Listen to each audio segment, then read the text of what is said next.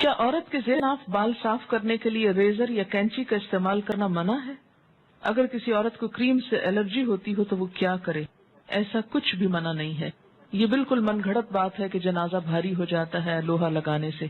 Razor استعمال کریں، کوئی بھی ایسی چیز استعمال کریں. بلکہ میں سمجھتی ہوں کہ کریمز کی نسبت زیادہ بہتر ہے کہ کریمز میں بعض اوقات ایسے کیمیکلز ہو سکتے ہیں کہ جو آپ کی اسکن کے لیے بہتر نہ ہوں.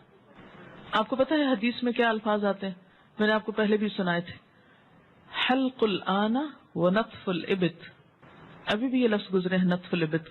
حلق الآن، حلق کہتے ہیں اس طرح استعمال کرنا یا ریزر استعمال کرنے کو، یعنی زیر ناف بال ریزر سے صاف کیے جائیں اور انڈر آرمز بال جو ہیں ان کو اکھیڑا جائے.